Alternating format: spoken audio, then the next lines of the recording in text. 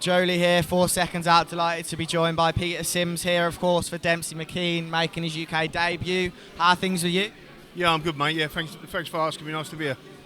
So, obviously, yeah, as we mentioned here for Demsey, what's it been like with him over the last few months in the gym, last couple of months? He looks good on the pads and, yeah, good for him to be fighting in the UK. Yeah, he's looking really good, you know. I'm co-training him with my brother Tony, so he's got, both of us. Tony's doing a lot of technical work. I'm taking a lot of his sparring. You know, I've been sparring with Daniel Dubois, Fabio Wardley, and a couple of other good fighters, you know, but he's making the adaptation okay. You know, it's going to be, although, you know, he's not a big name he's fighting on Saturday, it's a UK debut, so the pressure's going to be on him. How nice is it to have another heavyweight as well in the gym? I know, it's good. All we need is a cruiserweight now.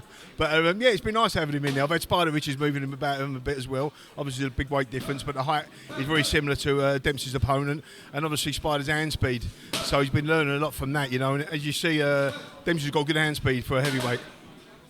Do you expect to win at the weekend? Yeah, we expect to win, you know. It's a takeover fight, as I said, but we expect him to win and win quite emphatically. It's an 8-rounder, but as I said, you know, the pressure's going to be on him.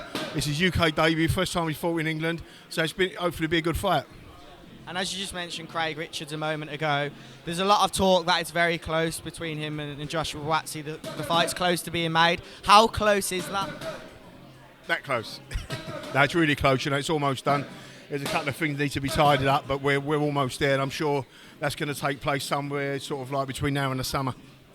So kind of maybe May time around there? Around May time, May, June time, yeah, we're looking at that sort of time, you know. As I said, there's a few little things that need to be, the I's dotted and the T's crossed and that, but I think it's going to be okay. And it's kind of a perfect fight for Craig, obviously coming off a world title fight as well, fought since that, but yeah, it's a really good fight at a good time. Well, I think it's a good fight for both of them, you know, with Joshua Buatsi, who's one of the top names as well. The thing is, both of them would like to have fought for a world title. We wanted the rematch with Bivol. Bivol wasn't interested. I think Canelo's going to move up to 175, which is going to freeze the world titles for a bit. Everyone's going to want that fight. So, you know, the domestic fight with Joshua Buatsi, you know, in my opinion, is going to be one of the greatest heavyweight domestic fights since John Conte fought Kevin Finnegan. You know, it's going to be a tremendous fight, you know, and one of the crowd really want to watch. What do you think? How do you think the styles mesh between the two? I think the styles mesh tremendously well. You know, Joshua Buatsi is quite heavy-handed. You know, he comes forward. He's quite an aggressive fighter. I don't know if he's been changing that style or not, but you know, as we know, Craig's got a long reach. He's 6'3.5". You know, he can box and he can fight and he can punch. So the style's going to melt. You know, unbelievable. You also got Ebony Bridges out very soon. I know she's not in her last fight. Wasn't necessarily the best. With Mark Tibbs, of course, but how do you expect her to fight? Yeah, I expect her to fight well. Do you know, I mean, she's a good fighter. I think it's going to be a good fight also. Yeah. I just want to talk about Fury White quickly as well. It's basically going to happen. You never know with boxing, but how would you see that fight going down? Yeah, I mean, that's another great fight, and you got the brawler against the boxer, and it's like, you know, I just said about Richards and Buatsi. The fighter and the boxer always makes for a good fight. You know, Tyson Fury, we know he's awkward, he's tall, he's rangy, he can punch a bit, as he showed in the last Deontay Wilder fight. And you've got Dillian Whyte, who's the most aggressive heavyweight fighter probably out there. You know, he's short, he's strong, he comes forward, and he wears his heart on his sleeve. What a great fight.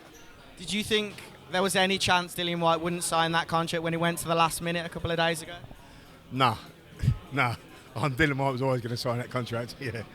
What are you looking forward to most? Let's go back to the gym.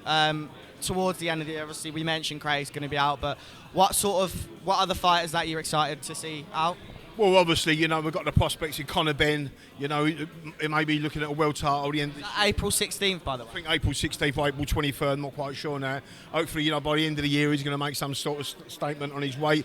You've got Joe Cordina, you've got Felix Cash just coming for a win, you've got John Ryder just coming for a win against Daniel Jacobs, and as you said, we've got Craig Richards, and now we've got the heavyweight Demsey McKean in the gym. So it's all looking good. Just quickly, last question on John Ryder. Obviously, it's been a week now since the fight. What has been the thought process about what's next for him? There's been no thought process at all. You know, John's gone away on holiday, having a break, same as Felix Cash, and when they come back, and then obviously go back to the drawing board for them. Brilliant. Well, best of luck with Demsey this weekend and the rest of the gym this year. Right, thanks very much.